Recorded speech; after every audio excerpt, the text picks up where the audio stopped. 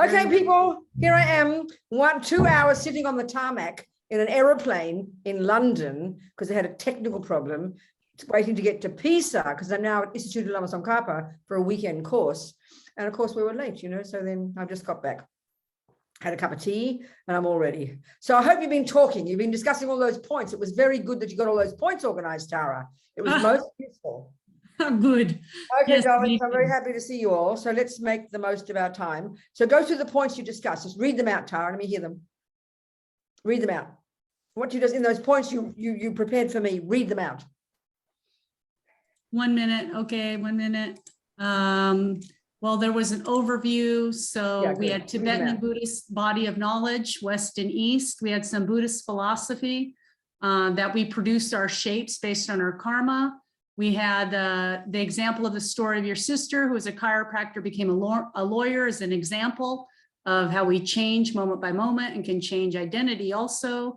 Idea of karma is that we are a product and the results. And then we went into all about karma and the four ways karma ripens. Good, yeah, right. Good. And then the throwing karma, and then on good or bad people having the opposite happen to them. And then the 10 non-virtues, 4 conditions. Okay. That's right. We went through that. That's good. Very good. So again, so now I think I want to just remind us of the 4 ways that karma ripens, because I think once we get used to this, it's a powerful way to it's a basis. It's a basis for interpreting your life. It's very simple, Right now, because we feel like this big lump of me, and because we feel we're a nice person, we're devastated when bad things happen, and we don't know why. So we don't know why bad things happen, but nor, of course, do we know why good things are happening. So we're always confused, we've got complete, and we make a mess. So when we understand these 4 ways that karma ripens, it gives us some structure, but we've got to really remember it and think about it. But the other thing is then we want to talk today about how we purify karma, and how each of the 4 ways that we purify karma purifies each of those 4 ways that karma ripens. I mean, the Lamas kind of mentioned this in the Lam Rim. It's mentioned in passing, but I make a big fuss about it because I think it really helps us interpret our lives. And that's the purpose of karma. I mean, we're so superstitious. We go, oh yeah, karma, we hear it like a big stick, and we don't know even the minimum details. And it's like, if, you can't just say a garden, what's the cause of it? Well, it's botany. How does it work? Oh, I don't know. It's not useful. We have to learn a little bit of detail. So this is why I always try to get the big picture, the fundamental point. And this is getting us really to the emptiness one, If we just think of karma as like, oh, cause and effect, and good things happen because you've been good and bad things happen because you've been naughty, we can't help but hear it as punishment and reward, because that's already assumed in our mind. We have to understand this. The deep assumption in our mind, coming from the Judeo-Christian view, coming from the materialist view, which is mummy and daddy, and the view of ego, is punishment and reward. We have to understand that. The more we understand karma, the more we understand emptiness, the more we understand ego grasping, the more we'll know that the assumption we have is I'm this innocent victim who didn't ask to get born, and then we hear karma and it makes us feel even worse because you mean I'm the blame. That's how we hear it, and it's not the way it is. That's why all the time trying to present this view, this big picture. Consciousness, not physical, beginningless, endless, of course, radically different. We know that, radically different from the Christian view and the Jewish view and the materialist view. It's a very different view altogether. It's another whole description. So we've got to put it in its own little model, So consciousness, there are billions of consciousnesses. I summarize, billions of consciousnesses, billions of mind possessors, Sem-Chen, sentient, as nutty as it sounds, but it's logical. It's the beginningless absolutely fits with cause and effect, but it's a very different kind of concept for us, quite gets to get our head around, but take this as a hypothesis. And the point is the law that runs the universe, it's the best way to put it. The natural law that runs the universe is the law of karma. And what runs that, and that law, where does it run? Not in the physical world, it's in the mind. This is utterly unique to the Buddha. This is an extraordinarily different view, The mind is driven by this law. The mind runs within this law. The law runs within the minds. Put it like that. And that is that every millisecond of anything anyone thinks or does or says, all the animals, all the monkeys, all the spirits, all the hell beings, all the other beings we can't see, trillions of them, every millisecond of what we think and do and say sows seeds in that mind, programs that mind. It's the best way to put it, you know. So everything we experience is necessarily the fruit of our past. And this is where the other part is, it's almost so simple. It seems so uncomplicated. It almost seems ridiculous that the way of dividing that law, you know, the next level of division down is every happy experience is the fruit of a virtuous action. Every unhappy experience is the fruit of non-virtuous action. This is almost too simple for our minds. This is where it sounds like religion, because we don't talk like that in modern science, absolutely. And we do not talk like that in modern psychology. So we've got to understand the Buddha's approach, you know. But the Buddha's is the scientific approach because there's no creator. He didn't make it up. He's not speculating. He's not shoving it down our throats. He's not asking us to believe it. This is a natural law. That every millisecond of what we think and do and say produces the person we become, produces our experiences. This is the big picture concept to get, you know. So then you learn some details. You know, fully like a complete action, like we talked last week, a complete action, an action that has 4 conditions in place, such as an action of non-killing, for example, a conscious intentional action of non-killing has 4 ways of ripening. And just look at the world and you'll understand it immediately. There are 4 tracks of karma, 4 divisions of karma, 4 ways of dividing your life experiences into these 4. It's very simple when we get our head around it. The first is the cause of this very human body itself, the result of non-killing. Second result of non-killing is the tendency in our mind to not kill. Tendency implying we've not killed before. We brought this tendency with us. Of course, we can flip this over and look exactly the same at killing. So the human body is the fully ripened result of non-killing.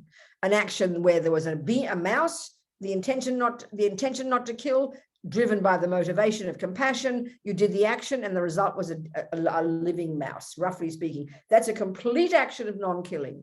It drops a seed into our main bank vault and then seeds multiply, seeds expand, seeds bring many fruits. So one of those seeds was triggered at our death in the past life that programmed us to come to this present mother's human womb. First track of karma, the type of rebirth you get. Within this human body, now look at the human realm, and this is where we see the differences. The other 3 ways that karma ripens play out in the life.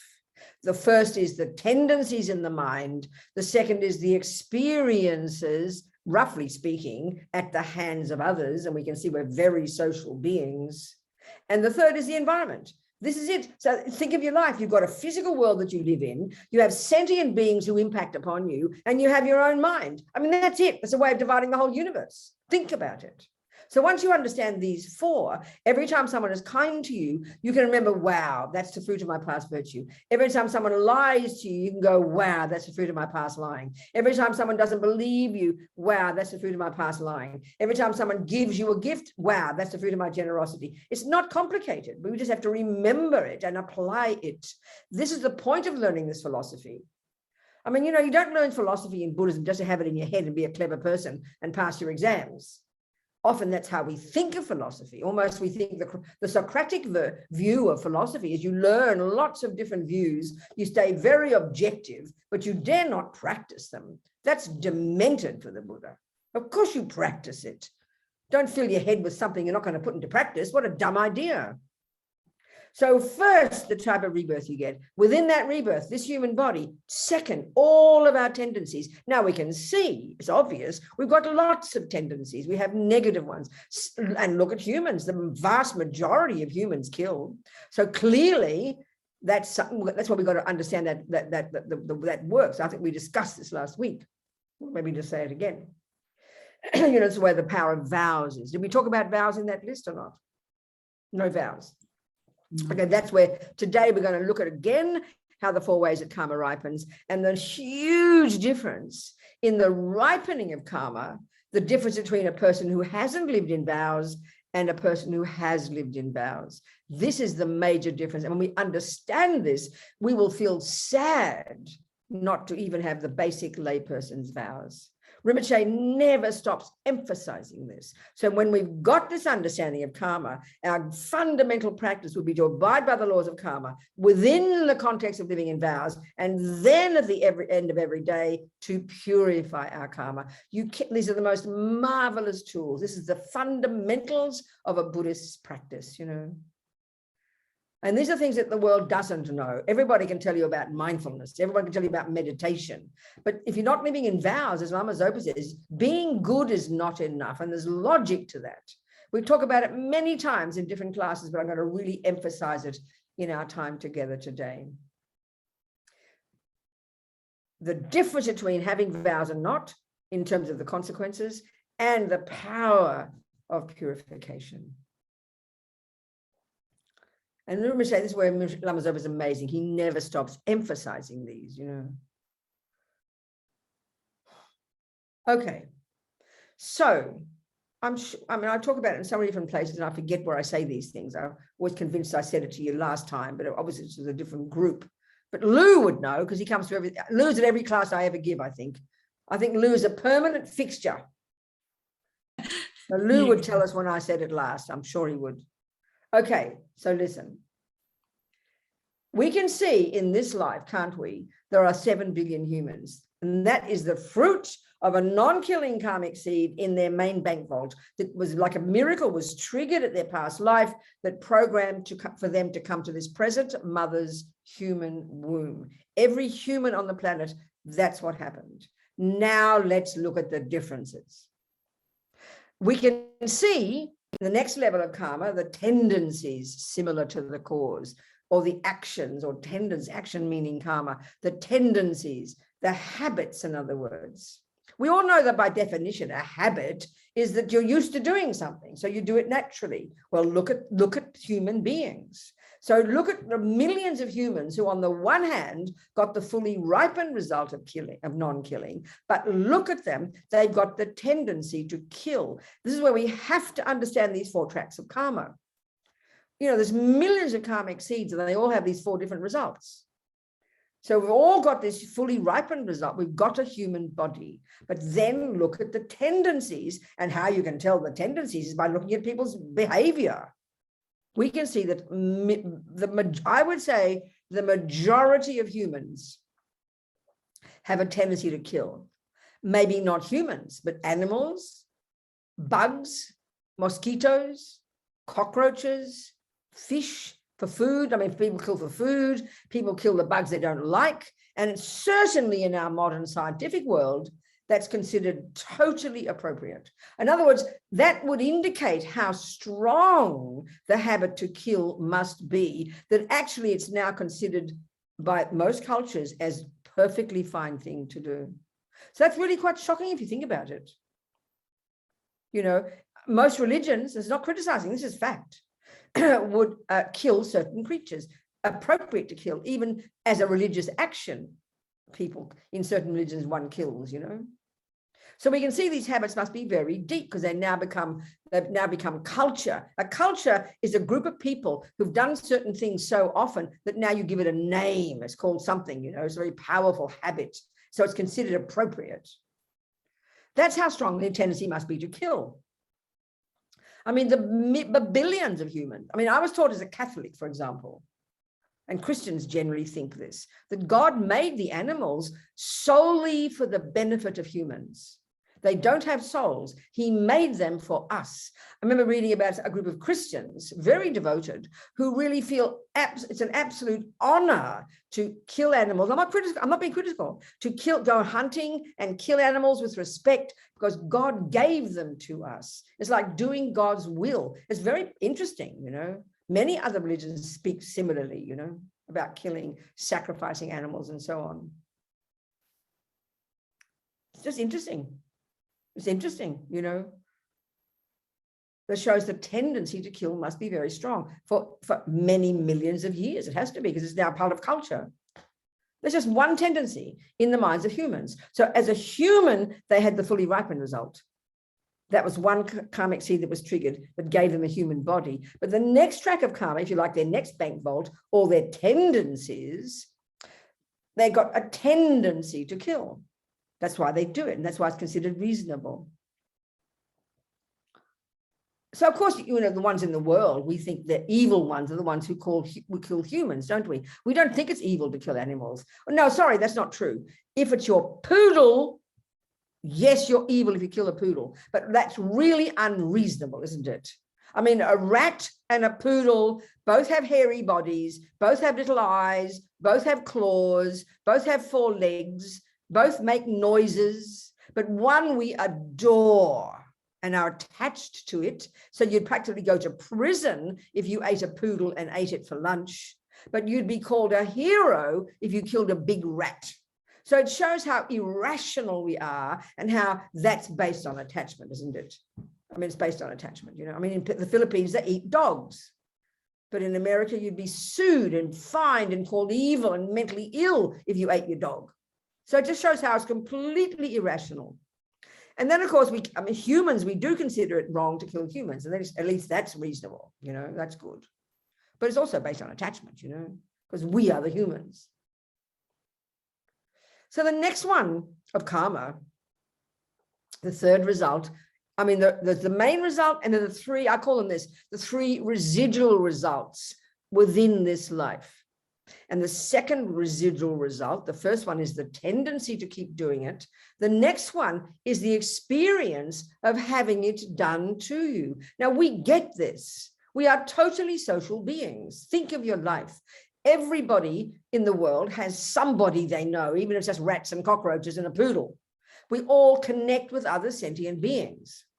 So how they see us and treat us basically is this second residual result of karma. So the residual result of killing is that you get killed or you die young. Now look at the animal realm. I mean, they spend their lives living in terror, killing and being killed. Look at them. I mean, what a tortured life to have. An absolute nightmare. Can you imagine, you know? But look at humans, babies, fetuses. I often mention this. You know, the first second of your human birth starts at the first second of conception. I don't think we ever do this survey. We don't do this type of research, but I bet if we did it, I think we would find that more people who get a human birth get killed or die before they are even born than people who get born, meaning fetuses, abortions and miscarriages. I would not be surprised if that number were even bigger than those who actually got born. That's the second kind of karma, the second residual result in this life, which is the experience of being killed or of dying young. And then babies die. 1-year-old babies die, 5-year-olds die, 10-year-olds. People die, as we say, without any medical reason. They just drop dead. People get killed. People die young. I mean, look at the number of humans who die young and get killed. It's constant, isn't it? This is the fruit of past killing. The tendency to kill is the fruit of past killing. The third way in this life that killing ripens is the physical world itself will harm you, and you'll get sick. You'll have a weak body. The air is polluted. The food is polluted. That you can't eat certain foods. You're always getting sick. This kind of thing. So look at the world. Look at the suffering of the world, people. And we're talking of one action called killing. Look at the results. People get sick. The world is polluted. The air is polluted. Look at COVID-19. And now we've got COVID and Delta and Omicron. This is the environmental result of past killing, such that even your mother, you can't kiss her now. Your mother and all these, the environment means who's ever in the environment that impacts upon you. So look at all the humans now. It's humans who give this disease to each other, you know. So even other humans now are the cause of our death and sickness. This is pretty heavy. So look at all the sickness, all the unbelievable sickness and suffering. That's environmental karma. Look at the people who die young or get killed, and look at the people who have a tendency to kill. The vast majority of humans have these, some or all of these karmic results, and the cause is past killing. It's not complicated. It's not a complicated, I mean, to know karma, you have to be the Buddha finally, to know the intricacies of every tiny action and every tiny result. That's insane. Only a Buddha finally has that wisdom. But the logic, the principle of it is not complicated. It's just that it's so shockingly different, you know. We have to really practice remembering it. So now we also look in the world and we can see that some humans miraculously, even starting in the beginning of their life, never want to kill. That's really obvious, isn't it? Anything.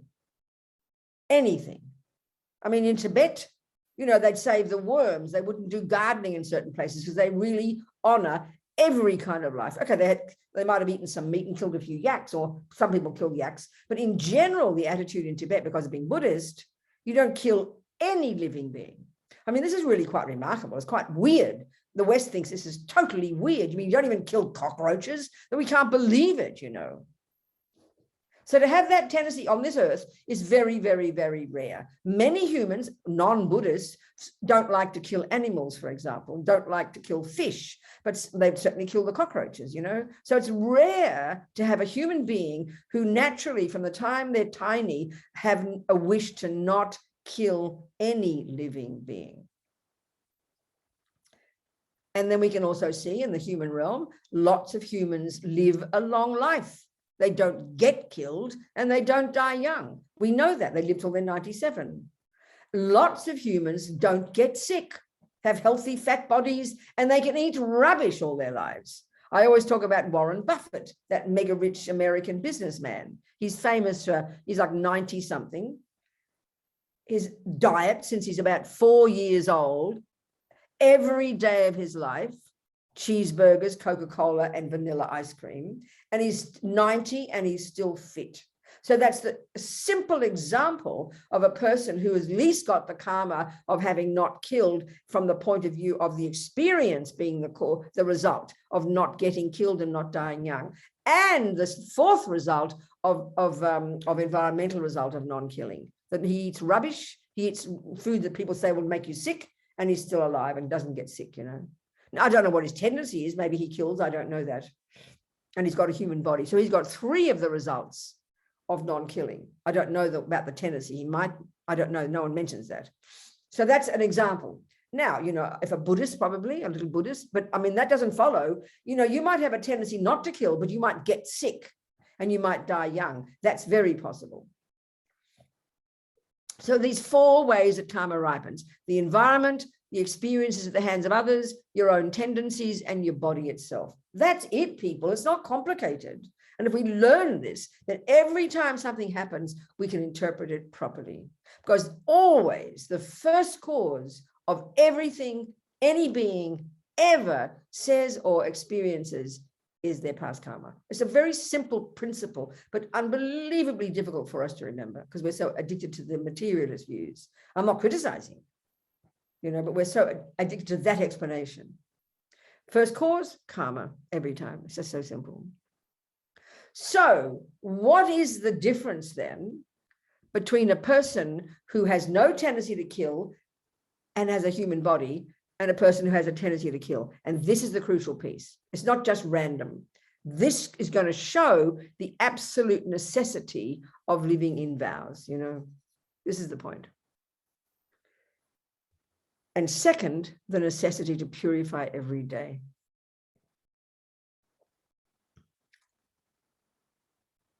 So, you know, as you said, example of one little boy who's 3 years old. His mother was a Buddhist, a friend of mine in Australia, and she was taking the lice out of his head, and he was crying with compassion for the lice.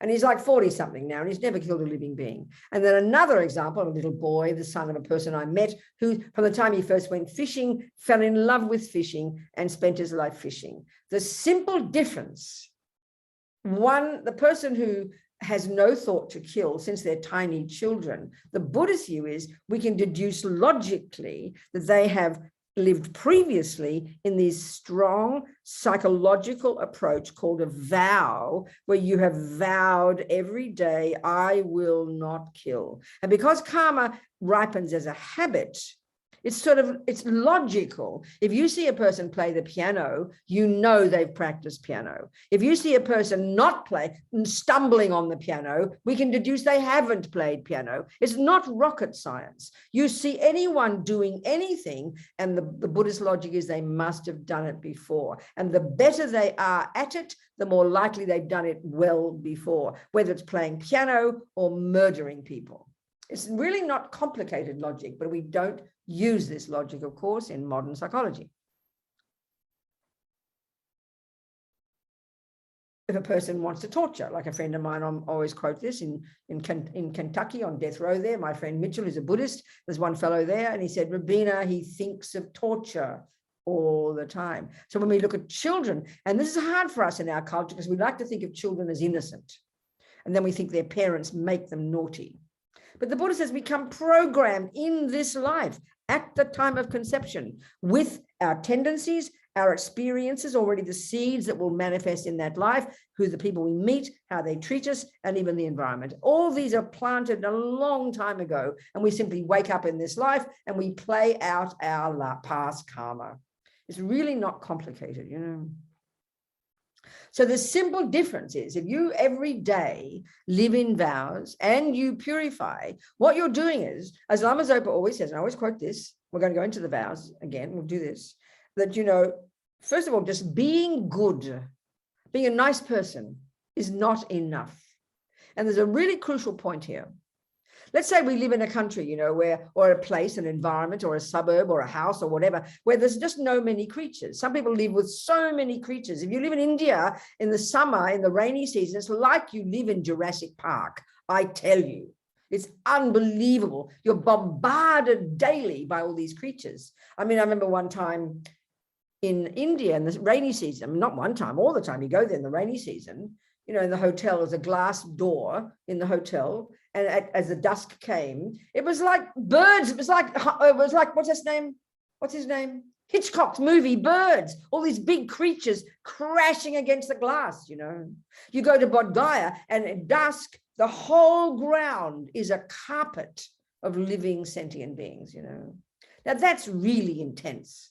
So, I mean, you're probably in Denmark or Sweden or in England where I've been, you don't even meet a fly, you know, you hardly meet any creatures. So we tend to think, oh, aren't I lucky? I live in this clean place.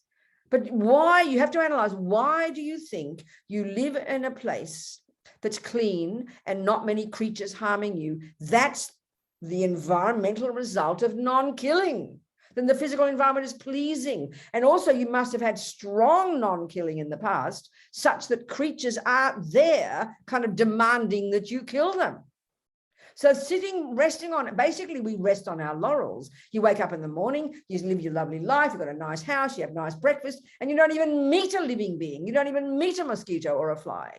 So you think, oh, aren't I lucky? No, you're not lucky. You don't meet creatures who are harming you because you have the karma of morality of not harming from the past. So then, but you're just resting on your laurels. You've got to create more karma of not killing and not harming. So how can you create the karma of not killing? How can you have seeds going into your bank vault of not killing if you don't have the thought of not killing? It's a really important point. At this moment, we are not killing, but we're not creating the karma of not killing until your mind thinks, I will not kill. This is the crucial point to understand about karma. It sounds kind of like abstract, not killing. Well, I'm not killing. Yeah, but you're not creating the karma of not killing because your mind isn't thinking, I will not kill. So the only time without a vow that we put a karmic seed of not killing into our bank vault and we need bucket loads of them to have a human birth, tendencies in the future to not kill, experience similar to the cause of not killing, and environmental results. We've got to sow seeds for the future results.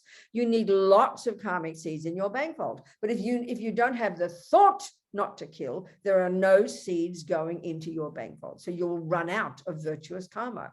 So the only time without a vow that we would put a virtuous karmic seed of non-killing into our non-killing bank vaults, the 4 of them, or, whatever, there has to be the thought. That means the only time you have the thought is when you meet the creature. When you see the mosquito, when you see the fly, when you see the mouse, when you see the cockroach, then you say, I must not kill. And why? Compassion. And then you make sure you don't kill. That is a complete action of non-killing, and that will drop a very powerful seed into your bank vault, and then that will bring many, many, many fruits of decent human birth, tendency to not kill, experience of not being killed, environmental result of not being harmed. This is the logic of it. So if you're not going to meet many creatures and thinking a few times a day, you're not going to have any karma. You're not creating any new karma of not killing.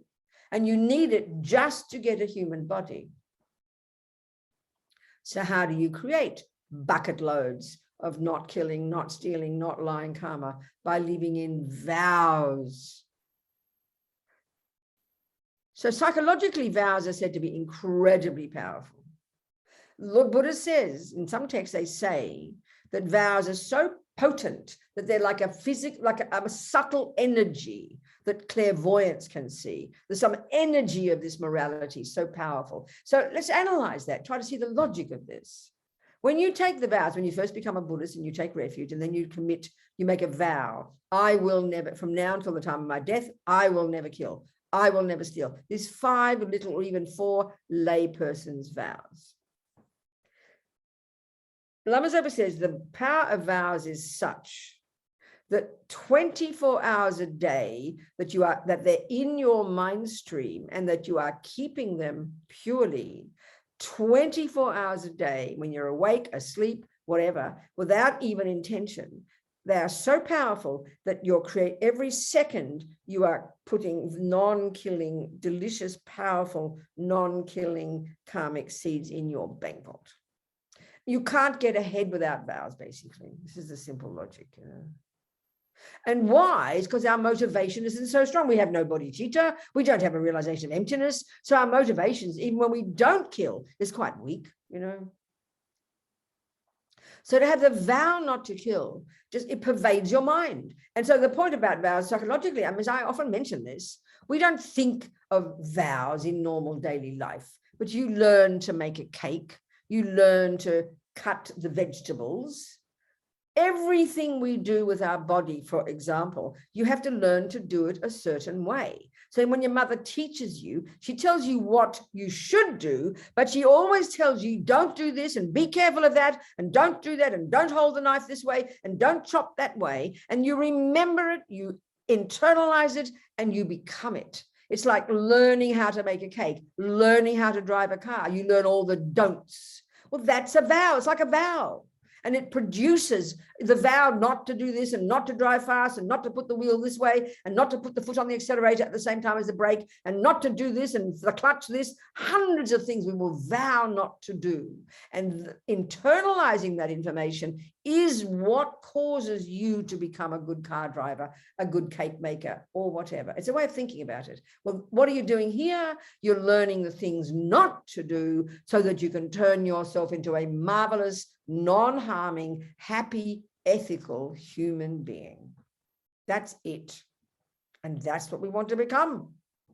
Well, the way to do it, the way to mold yourself into that kind of person, live in vows of not killing, not stealing, not like, or whatever, Vows are so marvelous if we understand them properly. But because we have the punishment reward mode, we think, oh, I'm naughty, I'll get punished. We're like babies, No, there's no punisher. There's no rewarder. You decide not to kill. So you will get the benefit in your mind and your life in the future of not killing.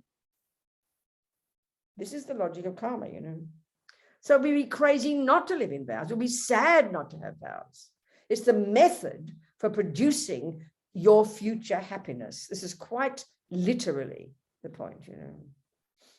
And not only living in vows, but then because we have got eons of karmic seeds in our bank vaults, we want to put atomic bombs under them every day. And that's what the purification practice is. Lama Zopa says we're insane not to do it every day. So these are the marvelous methods at the very first level of practice to really ensure that we produce a marvelous future person. That's the way to put it, people. You know, we know perfectly well how incredible it is to have a few days where no one harms you, no one lies to you, no one steals from you, the food is delicious, the sun is shining, all the elements are harmonious, the friends and the family are loving and kind, no one kills you, no one harms you, you don't. I mean, we know how marvelous it is. That's called, people, that's called happiness at the first level of happiness, things going nicely. Well, the cause of your life going nicely is your past living in the vows of not killing, not stealing, not lying, not harming. They're the vows, but as well as using the other instructions of Lord Buddha as well, where you don't badmouth behind backs, you don't, you know, you control your body and speech, and you begin to control your mind. For the Buddha, that is the method for turning you into a happy person, being born in a happy life with nice experiences. We all want that. This is the whole point. We all want happiness. And we're talking the ordinary level of happiness here. We're not talking the more advanced level of happiness, of the happiness you get when you give up delusions. We're not talking of the happiness you get when you realize emptiness. We're not talking of the happiness you get when you've got bodhicitta. We're talking fundamental ground level, ordinary, nice things happening. Bare minimum. We all want this. This is Buddha's method. Of course, we've got to think about it because we just hear it as punishment and reward. We hear it as superstition, you know. We've got to really think about it. We produce ourselves. We create the cause to get them, this particular mother, this father, to meet those people, to have that house like it is, to have the weather be a certain way, for the creatures to do this to us, for people to do that to us. We are the main cause of all of our experiences. This is such a delicious view. We should be so happy, you know. It's in our hands. And it's a natural law, Buddha says. It's not superstition. It's a natural law. Of course, it takes time to think about it. But this is what it is, you know. So we know when we've got a good method to get a good house, to get money in the bank, to get a healthy body, if we're confident in the methods, we will definitely see the benefits, and we will definitely work hard at doing exactly those things. And that's what we mean by science. This is Buddha's science, you know. So the difference between that little boy who got the human life, born to a nice mummy in California, with lots of good tendencies and good experiences and good environmental karma, but he had a tendency to kill. He saw the fish, he fell in love with fishing, and he spent the rest of his life killing fish. This is the tragedy of most humans. That meant he had the worst karma is the tendency to keep doing it in terms of negative ones, you know. We can see that lots of people die young or get sick, but they mightn't have a tendency to kill. It's better to have the karma to be harmed and to die young than to kill, because that'll just send you straight to the lower realms. This is the whole point, you know. So sad. So that fisherman had a wonderful life. He was a lovely human being, his mother said. But he spent his life killing hundreds of thousands of sentient beings. And that's the tragedy, because of the habit so strong, which he hadn't purified by living in vows. If you live in vows, it's not possible to come in the next life and want to kill, because you've been saying, I will not kill, I will not kill, I will not kill. We turn ourselves into what we've programmed our mind with. It's not mystical. So he got the human life. And what the point is this: you see, in the past lives, he would have been in the lower realms. He would have completed the main karma of being in the lower realms. That karma ran out. And like marvelous, he then got another human mother. So that's because the karma of killing ran out. But this is the tragedy. He hadn't purified the tendency to keep killing by vowing not to kill and by purifying the tendency. And he hadn't purified the experience similar to the cause of killing, because he died when he was 29. And I don't know about the environment. He probably had good karma there. So he had the heavy negative karma of continuing to kill because he hadn't lived in the vow not to kill, and he hadn't purified the tendency. So the residual result of killing carried on. This is the one that's the worst. So the vast majority of all humans, this is too shocking for our ears. If we use this logic of karma, and we see the millions of humans who kill and who think it's fine to kill because, you know, that fisherman, he was a kind man, but the habit was so strong. This is the tragedy of attachment, you see. I described this. This is how karma works. So there he is, a little boy, born to that nice mummy in California. He didn't know he had a tendency to kill. He didn't want to kill his mother. He probably didn't want to kill the ants or the rats. But when he went fishing, the karma ripened. So it's sort of like what happens is the things you see and hear, the ones that are very like from past familiarity, that's why you like anything. That's why a child would like to play with a dog. That's why a child would like music. That's why a child would get angry. That's why a child would want to kill, because the habit is there. So in his case, he met the condition called fishing, and that millisecond, enormous pleasure would have risen in his mind. He would have been delighted. That's pleasant feelings. Pleasant feelings, the strength of his pleasant feelings equals the strength of his habit to kill. This is the terrible tragedy. So the habit to kill must have been very strong, because as soon as he saw fishing, really delicious feelings ripened, and the next millisecond, attachment kicked in and painted a divine picture of it. So of course he would consider himself a fisherman now. He'd found his life. He felt delicious when he killed. He felt delicious fishing, and the attachment made it look good. So he thought about it all the time. So there, and that's how we get locked in samsara. Why we like anything, attached to food, attached to sex, attached to money, attached to harming others, attached to anything, whatever it might be we're attached to that we feel since we're little. You know, we might love music, love art. We've done it before. So of course, attachment is what kicks in, and happy feeling comes when we meet it. You may be an artist. You just got a natural tendency to be an artist. So that's because of the tendency of that type of activity. As soon as you started again as a child, happy feelings come. If painting a picture made you have like a headache every day, of course you wouldn't paint a picture. You'd hate painting pictures. Why we do it, this is so fundamental. It's because a happy feeling comes, and happy feelings are what we want. That's called happiness. So of course we will deduce that painting must be good. It causes me to be happy. This is the basic logic of samsara, the basic logic of the universe. And then the next second, attachment kicks in and makes painting and being an artist divine. And then you think about it all the time. That's how we all spend our lives. I mean, this is not being cruel or mean, but it's a bit shocking to us. That's why everything is driven by attachment. Attachment makes something look wonderful. And the thing that looks wonderful is the thing that gives you pleasure. And what gives you pleasure is the thing you've done before. So that boy, a kind boy, he never, all those years he was fishing, he never saw suffering. This is the tragedy, because the pleasant feelings arose and attachment kicked in and made fishing look delicious. So every day he went fishing, he saw the fish in the boat, flapping their little bodies, dying an agonizing death. He was not a cruel man. He just didn't see suffering. That's because of attachment. This is what keeps us in samsara. And this is what is so shocking about attachment. It looks benign, you know.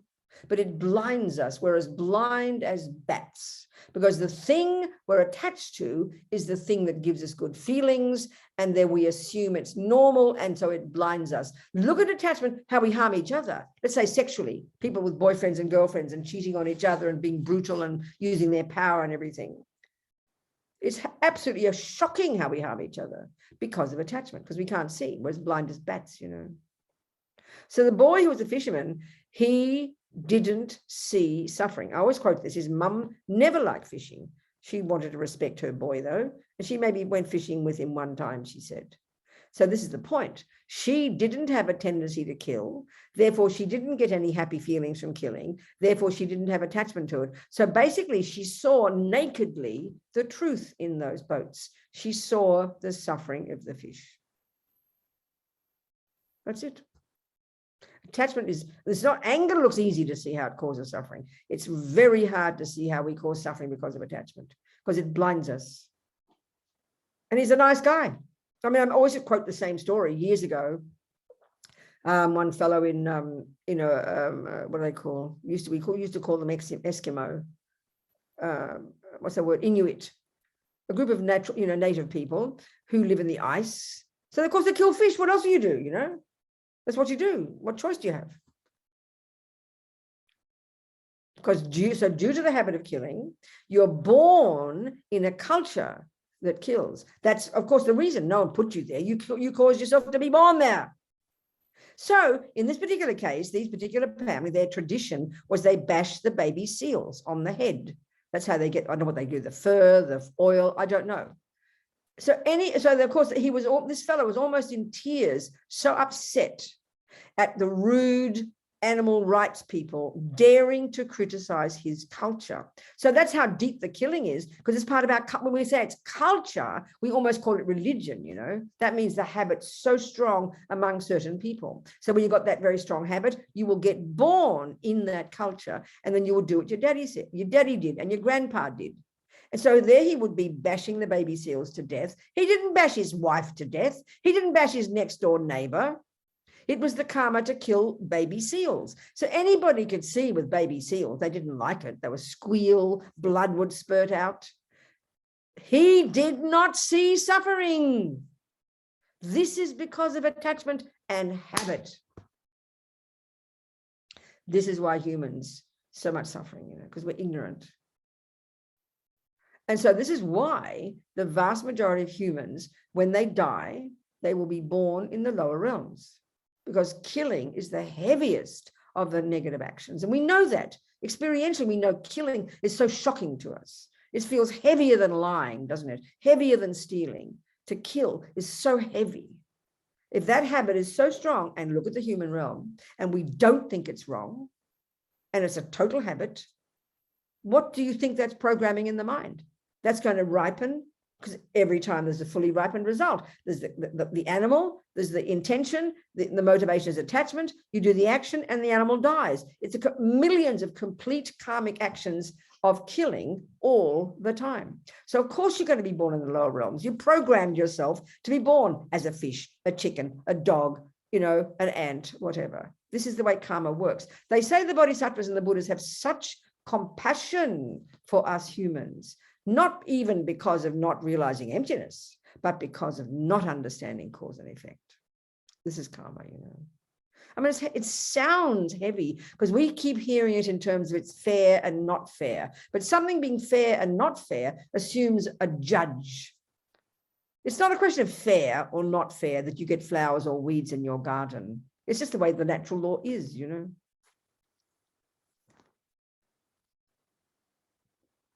So we need to live in vows, because 24 hours a day, you are not killing. Your mind is programmed with not killing. And the vows are so powerful that you're dropping seeds in your bank vault every single second. And the power of vows is such that they also put atomic bombs under the tendency to kill.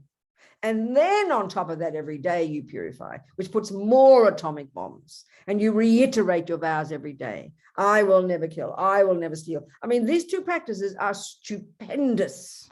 And you should be so happy to have this as your practice. This is the basic practice. You can watch your breath for 14 eons. You can get bliss. I don't care. You need to live in vows and you need to purify. That's the groundwork of a good Buddhist practice. And it's the logic of it that we have to understand, you know. How are we communicating? Good. So let's talk about purification then.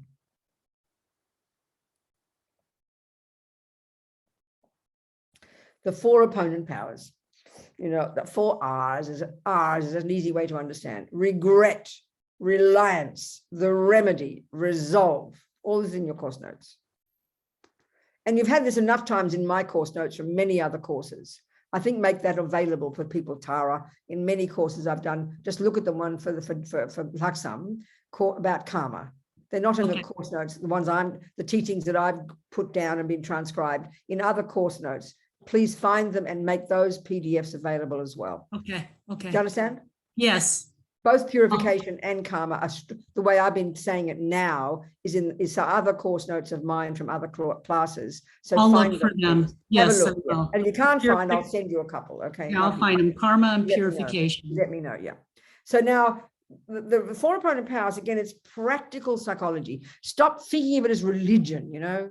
There are ways of doing this practice in a more religious way with your bells and your Sanskrit and your, you know, lots of prayers and practices when you do a retreat, for example. But this is a really down-to-earth way to do it. I always think of it this way as very practical psychology. You're doing this practice. I always think of it as being my own friend. As we are so used to the, you know, the victim thing, the blame, the punishment. We've got to get right past that, you know. So it's 4 very practical psychological steps. And the first one I've noticed more and more and more, it's really hard for us to get it clear. There are so many misunderstandings of it, you know. So regret is not guilt. It is not I am bad. It is not, oh, I shouldn't have done that. They are simply anger. That's anger. When a mother says, you shouldn't have done that, that's not helpful. It's not a helpful thing to say. It's already done. So saying I shouldn't have done it is utterly useless. It doesn't lead you anywhere but misery. Saying I did this and I did that and then concluding I'm a bad person, which is totally instinctive in us, is not helpful. So we have to consciously change this first step. So regret is really practical, wholesome attitude, but it takes a while for us to make it wholesome, to make it practical. That's why the Lamas always use the analogy as if you'd eaten poison. Let's say, you know, I always use the example, if you've got a tendency to get diabetes. I mean, look now at the way we are with our nutrition. People with children who can't eat peanuts, say, or people who can't eat sugar, look at the extent of all the labels on food now. Some mothers I like policemen. There's no way in the universe they'd feed their child one thing until they're absolutely clear about what's in that food. Why? Because we know, let's say it's sugar, that eating sugar will ripen as your future suffering. It's so simple, it's embarrassing. So then you watch it like a hawk. So you know way in the world are you going to eat sugar. Even if you love sugar, you know you don't want the suffering consequences. It's such a simple concept. That's the concept here. But again, it takes practice because we are very addicted to the idea of punishment and reward. So we do something naughty. Then if no one sees us do it, we really feel, oh, I got away with it, don't we? You know?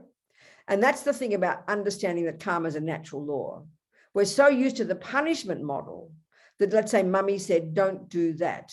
And then she doesn't see you do it. The instinct is, oh, I won't, I got away with it, because we believe it's about punishment. But if you go to your doctor, and she says, don't eat sugar, Rabina. Oh, why not? Because, sweetheart, you'll get diabetes. And then you go home and you notice your doctor's not there. So out come the cakes. Oh, I won't get diabetes because my doctor's not here. So that we'd all laugh at that. And that's how we think about bad actions. We think of it as punishment.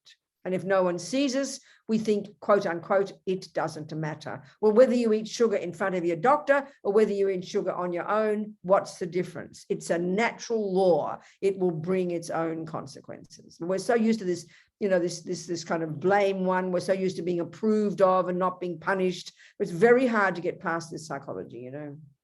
It's a natural law, the Buddha says, that killing, stealing, lying, just actions of your body and speech for a start, will program your mind with seeds that will ripen as your suffering. So again, this is hard. Even this is hard for us. When we hear Buddha say, don't kill, we assume the reason, listen to this, please. We assume the reason not to kill is because it harms others. You've got to hear these words now. It's a really important difference. Buddha defines a negative action, the heaviest ones. He defines a negative action, the heaviest ones, which is those that harm others. That's his definition. That is a negative action because it harms others. But listen to this. At the first level of practice in karma, in the first scope, when he exhorts us not to kill, it's not because it harms others. It's because it will harm you. This I find with people who even are Buddhist teachers still don't get it. Oh, that sounds selfish, we say. You're missing the point completely. The first level of practice, we've got to get renunciation. What do you think that means? You've got to give up your suffering and its causes, which is your actions and your delusions. The first level of practice is totally about you. It is totally about you. So killing, by definition, in another person is involved. But the reason at the first level of practice, Buddha exhorts us not to do it, is because that will sow a seed in my mind that will ripen, just as we've talked, as my lower realm rebirth, as my tendency to keep killing, as my being killed, and as my getting sick. And I know I do not want that suffering. You have to have that clear thought. That is the first level of renunciation. You've got to be revolted by the thought of your future suffering. So you have got to decide you've got to stop sowing seeds in your mind for your future suffering. And your future suffering is from you causing others suffering. That's the logic of it. We've got to think it through.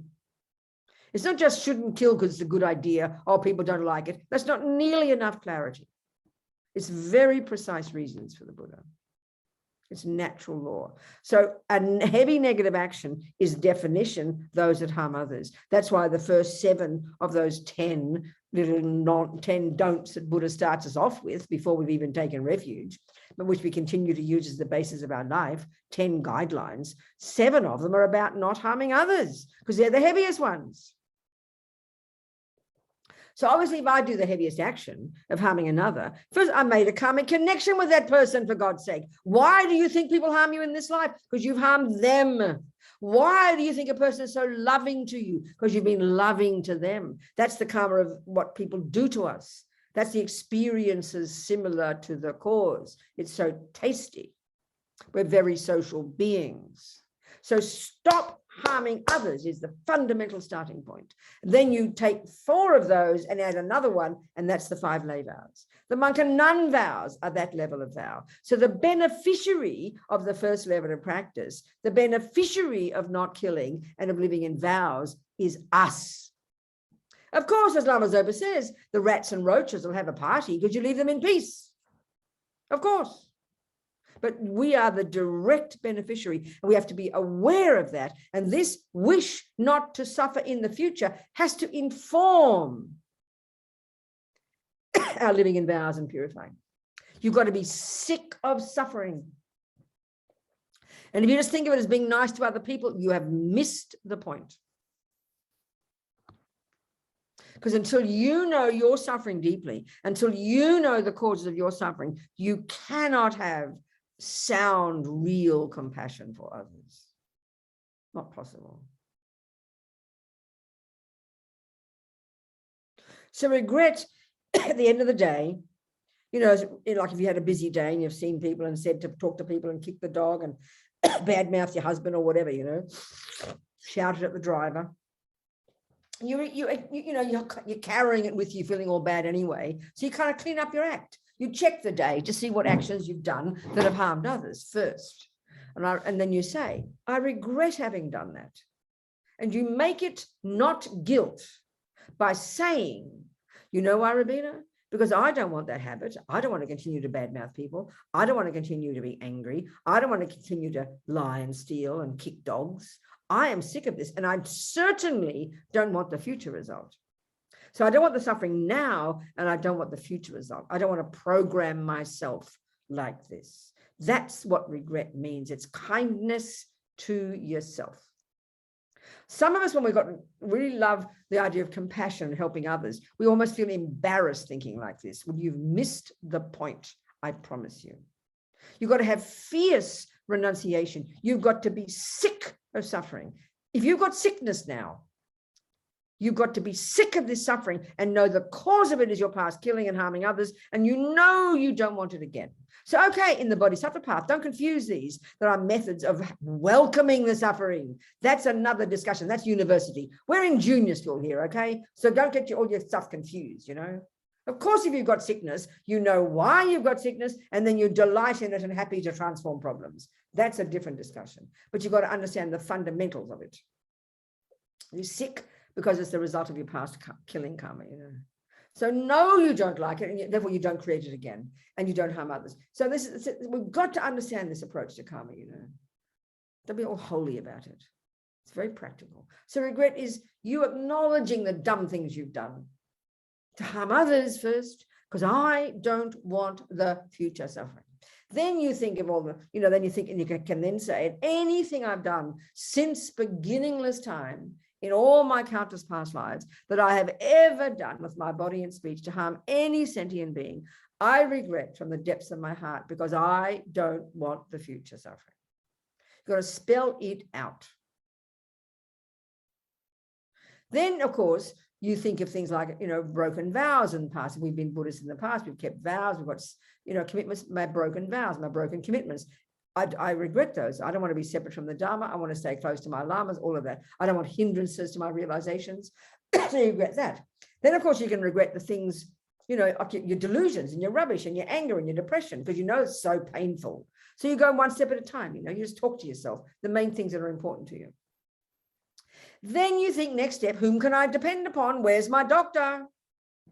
Of course, if you're a Christian, and this is the difference, you would then turn to God, and this is the point, you would beg God to forgive you, because that, for Jesus, is what purifies you. That's hugely different here. Buddha, of course he would forgive you. He's a nice person. But that's like asking your doctor to forgive you for eating sugar, thinking that that will cure your diabetes. We would laugh at that. Buddha's not a creator.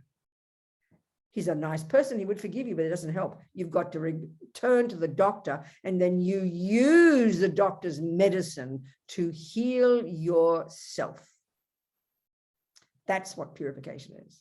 So the second step is you delight in the Buddha. So if you know the Vajrasattva practice, and all of you have done it at some point, and you must do it, there's this one. You visualize the Buddha in the tantric aspect, this particular practice, Vajrasattva above your head. And then that's refuge. And I mean, for refuge, you can say a nice prayer there, but really for me, it's delighting. You've got a decent doctor, you know, I mean, amazing, finding a good doctor. But in the second step, you also now have compassion. Now you have compassion for those you harmed. The first one's like compassion for yourself. Now you think of those you've harmed. The dog you kicked, the boyfriend you cheated on, the mother you were mean to, the people you've harmed, the creatures you killed, all since beginningless time, all these sentient beings. You regret now for their sake. I must purify for their sake. Compassion in the second step. And if you can be brave enough, you even have compassion for those who have harmed you. Because they will suffer in the future as a result of their harming you. That's science and compassion. And why compassion is under the heading of reliance is a curious one, which is good to understand it. The way they talk about it, in the second step, we're trying to get compassion. In the first step, we're trying to get renunciation. Now we're trying to get action. So what do we need is the word in order to get compassion. You need suffering sentient beings. How can you have compassion if you never meet a suffering person? It's not possible. So it's in that sense they say we rely upon, need suffering sentient beings to energize our compassion. It makes sense. And as Geshe Sopa says, bodhisattvas need their ends best of all. The third step is you take the remedy, you apply the antidote. So that anything you do that's opposite to what you regret, that's the antidote. But here, in the context of this Vajrasattva practice, you know, the antidote is the main one, is the visualization of Vajrasattva and the recitation of his mantra. So the thing to remember here is so important. You know, you think, well, what's the point of just visualizing the Buddha and saying a few words? How can that purify me? Well, listen to this. Your mind is imagining the Buddha. Your mind is imagining purifying. Your mind is wanting to purify. Your words are saying the Sanskrit mantra, the sounds, the powerful sounds. So as Lama Yeshe says, purification, we create negativity with our mind. So we purify it by creating positivity with our mind. We do the purification. We simply use the Buddha, that's all. And the fourth step, you are not to do again. You program your mind. So you've got vows every night you'd reiterate, I will never kill, I will never lie, I will never steal. And what that does is continue to strengthen and strengthen and deepen those tendencies in your mind. So even tomorrow you won't kill, guaranteed life you won't kill. So this is such logic. It's time to go home, I'm sorry, it's 10 past. But I think that's enough food for thought for tonight. Do you agree? Plenty to discuss. The essence of how we create karma, the friends, and the power of vows, and the power of purification. That's our stuff for today. This is the heart of karma, and you apply the laws of karma to produce a marvelous person in the future.